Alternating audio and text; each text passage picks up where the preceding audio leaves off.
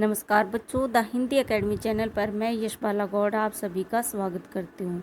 कैसे हो बच्चों? मैं उम्मीद करती हूँ आप सभी स्वस्थ होगे, खुश होगे और पढ़ रहे होगे। बच्चों, आज हम पढ़ेंगे नया चैप्टर उपभोक्तावाद की संस्कृति, और जिसके लेखक हैं श्यामचरण दुबे जी।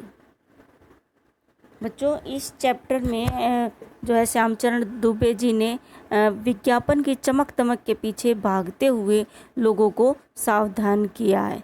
ठीक है, तो आज हम इस चैप्टर को पढ़ेंगे और जानेंगे कि कैसे विज्ञापन हमें जो है अपनी तरफ खींच रहे हैं, और हम उनको बिना वजह ही जो है हमें ज़रूरत हो या ना हो, हम उनके जो है कि उनको खरीद लेते हैं। लेकिन हमें ऐसा नहीं करना चाहिए। जितनी हमें घर में आवश्यकता होती है उतनी ही चीज़ें हमें खरीदनी चाहिए। ये आज इस चैप्टर के माध्यम से लेखक ने बताया है। तो पहले हम लेखक के बारे में जानेंगे। श्यामचरण दुबे का जन्म सन 1922 ईस्वी में मध्य प्रदेश के बुंदेलखंड क्षेत्र में हुआ। उन्होंने नागपुर विश्वविद्यालय से मानव विज्ञान में PhD की। वे भारत के अग्रणी समाज वैज्ञानिक रहे हैं। उनका देहांत सन 1996 में हुआ। और बच्चों, उन्होंने कौन कौन सी पुस्तकें लिखी? मानव और संस्कृति, परंपरा और इतिहास का बोध, संस्कृति तथा शिक्षा, समाज और भविष्य, भारतीय ग्राम, संक्रमण की पीड़ा, विकास का समाजशास्त्र, समय और संस्कृति। हिंदी में उनकी प्रमुख पुस्तकें हैं। ये उनकी प्रमुख पुस्तकें हैं हिंदी में। प्रोफेसर दुबे ने विभिन्न विश्वविद्यालयों में अध्ययन किया और अनेक संस्थाओं में प्रमुख पदों पर रहे। जीवन, समाज और संस्कृति के ज्वलंत विषयों पर उनके विश्लेषण और स्थापनाएं जो हैं उल्लेखनीय है। भारत की जनजातियां और ग्रामीण समुदायों पर केंद्रित उनके लेखों से जो है वृहत समुदाय का ध्यान आकर्षित किया गया। लेकिन यानी कि उन्होंने अपनी लेखनी ऐसे विषयों पर चलाई है जो कि समाज में ज्वलंत हैं, जो कि समाज को जो है प्रभावित कर रही हैं। वे जटिल विचारों को तार्किक विश्लेषण के साथ सहज भाषा में प्रस्तुत करते हैं। तो आज उनका हम चैप्टर पढ़ेंगे उपभोक्तावाद की संस्कृति, जिसमें यह निबंध जो है बाजार की गिरफ्त में आ रहे समाज की वास्तविकता को प्रस्तुत करता है। और बच्चों, लेखक का मानना है कि हम विज्ञापन की चमक दमक के कारण वस्तुओं के पीछे भाग रही है। हमारी निगाह गुणवत्ता पर नहीं है। संपन्न और अभिजन वर्ग द्वारा प्रदर्शनपूर्ण जीवन शैली अपनाई जा रही है, जिसे सामान्य जन भी ललचाई निगाहों से देखते हैं। कहते हैं कि जो ज़्यादा साहूकार हैं, रिच पर्सन है ना, जिनके पास काफ़ी पैसा है, वे उन चीज़ों को खरीद रहे हैं। लेकिन जो हम सामान्य जन हैं, जिनका उन चीज़ों के बिना हमारा काम चल सकता है, वे भी उन चीज़ों को खरीदते हैं और पैसे को बर्बाद कर देते हैं। यह सभ्यता के विकास की चिंताजनक बात है, जिसे उपभोक्तावाद ने परोसा है। लेखक की यह बात महत्वपूर्ण है कि जैसे जैसे यह दिखावे की संस्कृति फैलेगी, सामाजिक अशांति और विषमता भी बढ़ेगी। तो बच्चों, आज हम पढ़ेंगे चैप्टर उपभोक्तावाद की संस्कृति। धीरे धीरे सब कुछ बदल रहा है। लेखक कहता है कि धीरे धीरे जो है समाज पहले कैसा था, आज कुछ बहुत कुछ बदल रहा है। ये एक नई जीवन शैली अपना वर्चस्व स्थापित कर रही है। और लेखक कहता है कि पहले की जीवन शैली में आज में बहुत बदलाव आ गया है। आज नई जीवन शैली ने अपना स्थान जो है बदल लिया है। उसके साथ आ रहा है एक नया जीवन दर्शन, उपभोक्तावाद का दर्शन। उत्पादन बढ़ाने पर जोर है चारों, और लोग कहते हैं, और लेखक कहता है कि चारों तरफ जो है अपना अपना उत्पादन बढ़ाने भी होड़ में लगे हुए हैं, और उसको बेचने के लिए नए नए बड़े बड़े विज्ञापन, बड़े बड़े फिल्म स्टार, क्रिकेटरों से जो है विज्ञापन बनवाए जाते हैं, और ताकि सारी पब्लिक जो है उनको अंधाधुंध खरीद सके। यह उत्पादन आपके लिए है, आपके भोग के लिए। लेखक कहते हैं कि ये आप ही के लिए है, आपके सुख के लिए है। सुख की व्याख्या बदल गई है। लेकिन कहते हैं कि आजकल जो है, जो सुख की जो पहले व्याख्या थी उसमें और आज में काफ़ी बदलाव आ गया है। उपभोग भोग नहीं, आज सुख है। एक सूक्ष्म बदलाव आया है नई स्थिति में। उत्पादन तो आपके लिए है, पर आप यह भूल जाते हैं कि जाने अनजाने आज के माहौल में आपका चरित्र भी बदल रहा है और आप उत्पाद को समर्पित होते जा रहे हैं। लेखक कहता है कि आज जो है हमारा चरित्र भी बदल रहा है। हमें जो चीज़ें नहीं चाहिए, हम दूसरे को देखा देखी जो है वे चीज़ें भी खरीद रहे हैं और ये नहीं सोचते कि इसके बिना हमारा काम चल जाता है। जैसे हम किसी मॉल में या बाज़ार में जाते हैं बच्चों, तो हम जब सामान तो थोड़ा खरीदने जाते हैं, लेकिन जो है वहाँ पर बहुत सारी चीज़ें देखकर सोचते हैं ये भी खरीद लो, ये भी खरीद लो, है ना। और हमारे पास पॉकेट में जितने पैसे होते हैं सारे हम खर्च करके आ जाते हैं। ऐसे आपके साथ भी हुआ होगा ना, आप कई बार मम्मी पापा के साथ जाते हो या खुद भी जाते हो, अब तो आप बड़े हो चुके हो, है ना। तो ऐसा लेखक कहता है। विलासिता की सामग्रियों से बाजार भरा पड़ा है जो आपको लुभाने की जी तोड़ कोशिश में निरंतर लगे रहते हैं। दैनिक जीवन में काम आने वाली वस्तुओं को ही लीजिए। लेखक कहता है कि चारों तरफ जो है लुभाने के लिए बहुत सारे विज्ञापन, बहुत सारी चीज़ें बनाई गई हैं, चाहे वह हमारे सुख के लिए हो या डेली यूज में आने वाली चीज़ें। अब लेखक कहता है कि जैसे टूथपेस्ट को लीजिए, यह दांतों के मोती जैसा चमकीला बनाता है। विज्ञापनों में दिखाया जाता है ना कि इस टूथपेस्ट से ब्रश कीजिए अपने दांतों पर और इससे जो है आपके दांत मोती की तरह चमक रहे होंगे, है ना। यह मुंह की दुर्गंध हटाता है, यह मसूड़ों को मजबूत करता है और यह पूर्ण सुरक्षा देता है। वह सब करके जो 3-4 पेस्ट अलग अलग करते हैं, किसी पेस्ट को मैजिक फार्मूला और कहते हैं ना कि ये तो मैजिक कर देता है, चाहे दांत कितने भी पीले हो किसी के, कहते हैं कि ये तो मोती की तरह चमकीले बना देते हैं। विज्ञापन में दिखा देते हैं ना, 1 मिनट में ही उनको दांतों को बिल्कुल सफ़ेद दिखा देते हैं। ऐसा थोड़ी ना होता है ना। वही बबूल या नीम के गुणों से भरपूर है और टूथपेस्ट में कहते हैं नीम है, बबूल है, नमक है, देखते हो ना आप भी टीवी पर।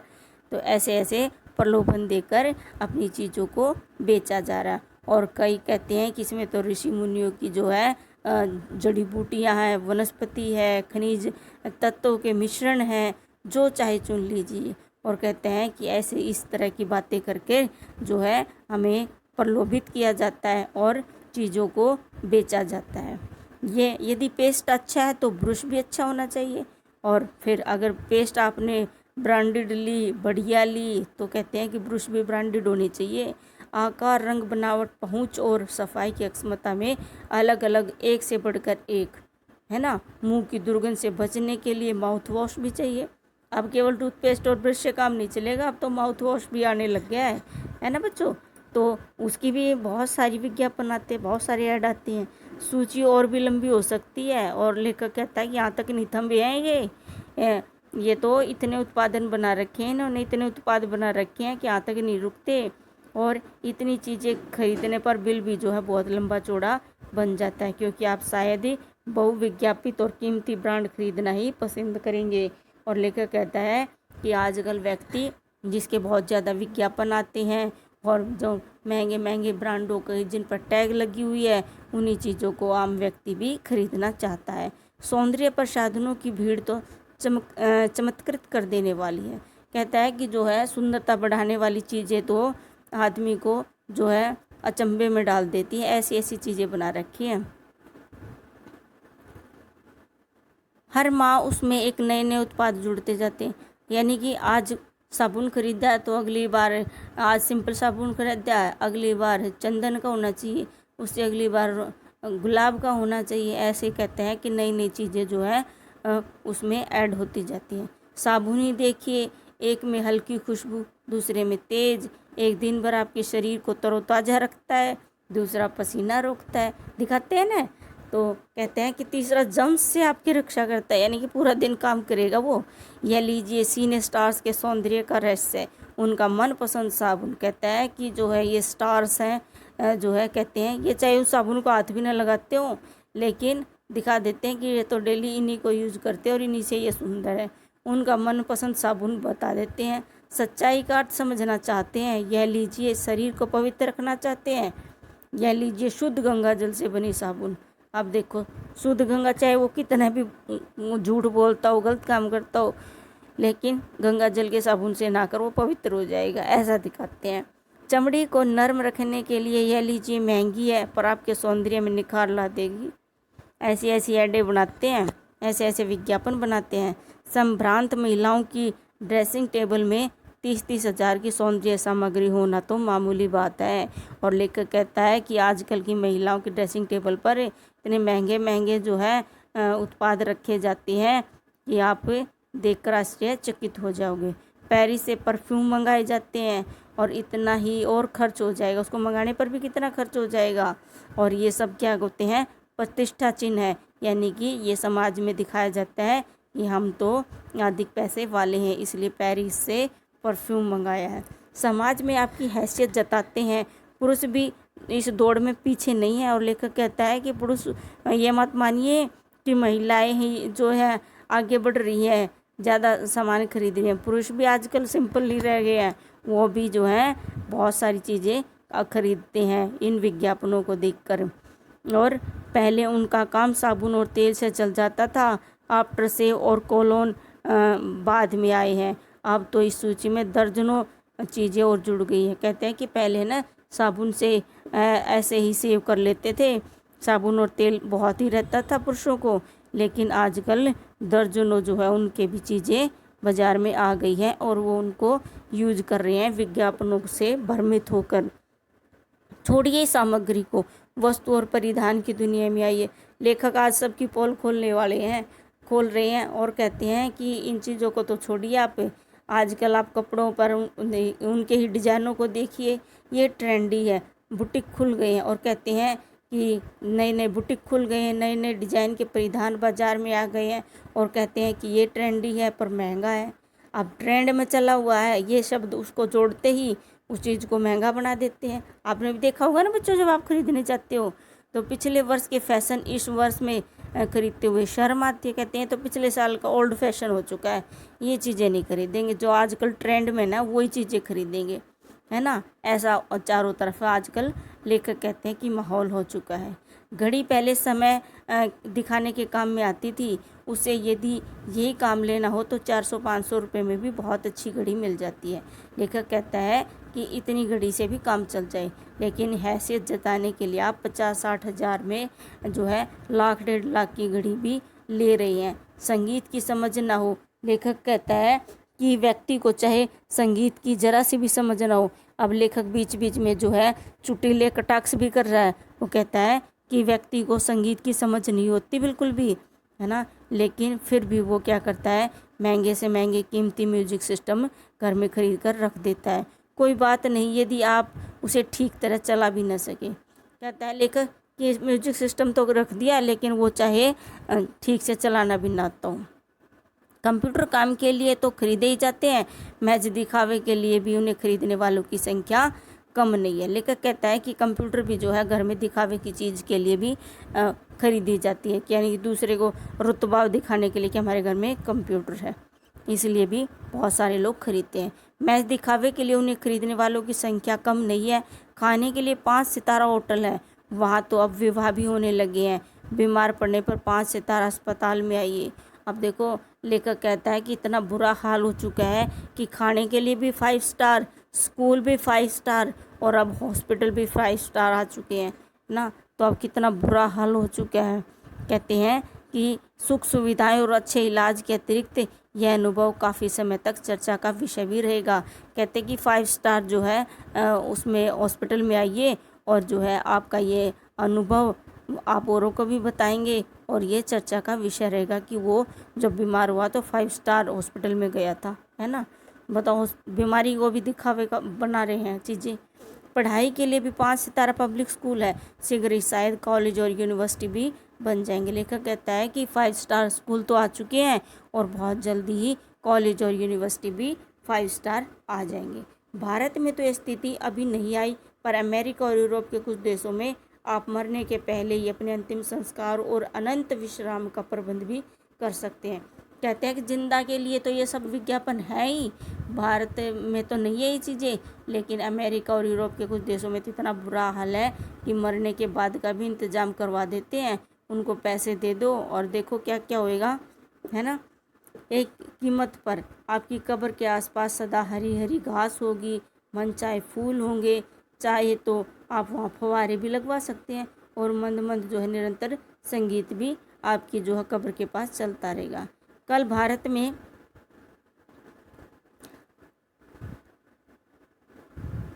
भी यह संभव हो सकता है। कहता है कि अब दूसरे देशों में तो हो गया है, लेकिन धीरे धीरे जो है अब भारत में भी ये चीज़ें हो सकती है। अमेरिका में आज जो हो रहा है कल वह भारत में भी आ सकता है। प्रतिष्ठा के अनेक रूप होते हैं, चाहे वह हास्यास्पद ही क्यों न हो। यह एक छोटी सी झलक उपभोक्तावादी समाज की है। यह विशिष्ट जन का समाज है और सामान्य जन भी इसे ललचाई निगाहों से देखते हैं। लेखक कहता है कि चारों तरफ जो है एक दूसरे को नीचा दिखाने के लिए जो है होड़ लगी हुई है। उनकी दृष्टि में एक विज्ञापन की भाषा में यही है, राइट चॉइस बेबी, है ना। देखो ऐसे विज्ञापन आते हैं, बिस्कुटों के, साबुन के, शीतल जल के, सुपर इन पर ऑफर दिए जाते हैं। ये जो है लेखक ने दिखाया है, एक के साथ एक फ्री, ऐसे आते हैं ना विज्ञापन, तो ऐसे ही लेखक ने दिखाया है। अब विषय के गंभीर पक्ष की ओर आए। इस उपभोक्ता संस्कृति का विकास भारत में क्यों हो रहा है। सामंती संस्कृति के तत्व भारत में पहले भी रहे हैं, उपभोक्तावादी संस्कृति से जुड़ा रहा है। आज सामंत बदल गए हैं, सामंती संस्कृति का मुहावरा बदल गया। लेखक कहता है कि पहले तो ऐसा नहीं था, पहले राजा महाराजाओं का जो है वर्चस्व था, लेकिन आजकल जो है इन कंपनियों का वर्चस्व हो गया है और ये हमें लुभाते हैं और हम इनके वश में होकर बिना मतलब की चीज़ें भी खरीद लेते हैं। हम सांस्कृतिक अस्मिता की बात कितने ही करें, परंपराओं का अवमूल्यन हुआ है, आस्थाओं का क्षरण हुआ है। कड़वा सच तो यह है कि हम बौद्धिकता आस्था स्वीकार कर रहे हैं, पश्चिम में सांस्कृतिक उपनिवेश बन रहे हैं। हमारी नई संस्कृति अनुकरण की संस्कृति है, हम आधुनिकता के झूठे प्रतिमान अपनाते जा रहे हैं। कहता है कि हम आधुनिकता में जी रहे हैं, लेकिन आधुनिकता कितनी है कि वेस्ट की चीज़ें खरीद रहे हैं, एक दूसरे को नीचा दिखाने की कोशिश करते हैं। प्रतिष्ठा की अंधी प्रतिस्पर्धा में जो अपना है उसे खोकर छद्म आधुनिकता की गिरफ्त में आते जा रहे हैं। संस्कृति की नियंत्रक शक्तियों के क्षीण हो जाने के कारण हम दिग्भ्रमित हो रही हैं। हमारा समाज ही अन्य निर्देशित होता जा रहा है। विज्ञापन और प्रसार के सूक्ष्म तंत्र हमारी मानसिकता बदल रही है, उनमें सम्मोहन की शक्ति है, वशीकरण की भी है। लेखक कहता है कि आजकल जो है इतने विज्ञापन दिखाए जाते हैं कि उनमें झूठ को भी सच साबित करके हमारे सामने इतनी अच्छी तरह से हमारे सामने परोसा जाता है कि हम जो है सच को पहचान ही नहीं पाते और झूठ को ही सच मानकर उसके प्रति जो आकर्षित होते हैं और उन चीज़ों को खरीद लेते हैं। अंततः इस संस्कृति का फैलाव का परिणाम क्या होगा। लेखक कहता है कि जो ये अब दिखावे की, प्रलोभन की जो संस्कृति फैली हुई है, इसका अंत में परिणाम क्या होगा, यह गंभीर चिंता का विषय है। हमारे सीमित संसाधनों का घोर अपव्यय हो रहा है। जीवन की गुणवत्ता आलू के चिप्स से नहीं सुधरती, न विज्ञापित शीतल पेयों से, भले ही वे अंतर्राष्ट्रीय हों। पिज़्ज़ा और बर्गर कितने ही आधुनिक हों, वे कूड़ा खाद हैं। वे कहते हैं कि जो स्वाद रोटी और सब्जी में है ना, वो पिज़्ज़ा बर्गर में नहीं है। इसको आप रोज़ नहीं खा सकते बच्चों, लेकिन रोटी और सब्जी को हम रोज़ खाते हैं, लेकिन फिर भी हमें जो है इससे हमारा मन नहीं भरता और हमारे को कोई भी इससे नुकसान नहीं होता। लेखक यही बताने की कोशिश कर रहे हैं। समाज में वर्गों की दूरी बढ़ रही है। कहता है कि एक दूसरे को नीचा दिखाने की कोशिश करते हैं, अपने आप को जो है अधिक साहूकार दिखाने की कोशिश करते हैं आजकल। तो इससे क्या है, समाज में एक दूसरे के प्रति प्रेम खत्म हो गया है। समाज में वर्गों की जो है दूरी बढ़ रही है। सामाजिक सरोकारों में कमी आ गई है। पहले समाज में एक दूसरे से बहुत प्यार था, दूसरे को देखकर खुश होते थे, लेकिन आजकल जो है सब अपने अपने घरों में कैद हो गए हैं। जीवन स्तर का यह बढ़ता अंतर आक्रोश और अशांति को जन्म दे रहा है। और लेखक कहता है कि जो कह रहे हैं ना कि हमारे जीवन का स्तर बढ़ रहा है, जीवन शैली बढ़ रही है, लेकिन वास्तव में ये जो है गुस्सा और अशांति को पैदा कर रहे हैं। जैसे जैसे दिखावे की संस्कृति फैलेगी, सामाजिक अशांति भी बढ़ेगी। और लेखक कहता है कि चारों तरफ जो है एक दूसरे को नीचा दिखाने की कोशिश की जा रही है, इससे समाज में अशांति फैल रही है। हमारी सांस्कृतिक अस्मिता हरास तो हो ही रही है, हम लक्ष्य भ्रम भी से भी पीड़ित हैं। यानी कि जो हमारा लक्ष्य है जीवन का, उसको हम भूलकर एक दूसरे को नीचा दिखाने की कोशिश करिए। विकास के विराट उद्देश्य पीछे हट रहे हैं, हम झूठी तुष्टि के तात्कालिक लक्ष्यों का पीछा कर आ रहे हैं, और हमारी जो मर्यादाएं हैं बच्चों, वो क्या कह रहे हैं, लेखक कह रहा है कि टूट रही हैं।